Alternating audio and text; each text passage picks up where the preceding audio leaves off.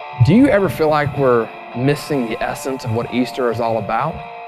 I mean, isn't Easter more than bunnies and baskets and eggs? You see, actuality, Easter is a celebration of life. Our Savior won a victorious battle long ago for us, and because of His obedience to God, you and I have been given the promise of everlasting life. See, Easter has such a greater value for those who know God and try to follow God. You see, today is a day of celebration. Our Savior overcame death and the grave. Can you imagine what it must have been like to be one of those early followers of Christ and you see your leader arrested right before your own eyes? But continually they saw Jesus choosing the will of their Father over His own. There was a time when Jesus was in a garden and He says these words in Luke chapter 22, "Father, if you are willing, please take this cup of suffering away from me. Yet I want your will, not mine." Here's Jesus reminding us that He was choosing His Father's will. But we know that Jesus was betrayed by the ones that He loved. He was brought out in front of an angry crowd. He was accused of blasphemy. He was denied by those that were closest to Him. He was taken up in front of Pilate, and He stood there in silence. He was chosen to be crucified even over a known criminal. They made Him carry a tree on His back up that hill of Calvary.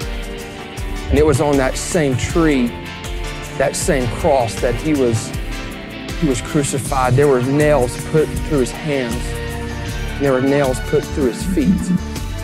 But what you and I later discovered is it was that through that shedding of blood that you and I would have forgiveness of sin. They would put a crown of thorns on His head. And there came that moment when things seemed to be still and everything almost seemed to be not even moving.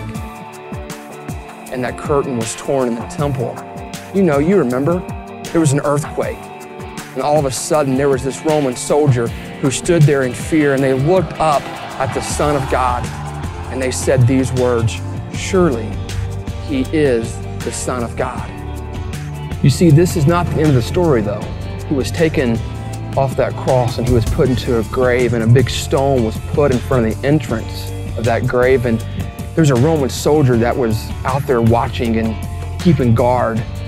But 3 days later, another earthquake came, and the angel appeared, and that stone was rolled away, and people were coming to the grave, but Jesus wasn't there any longer. He was out with His disciples and followers and the other women in Galilee.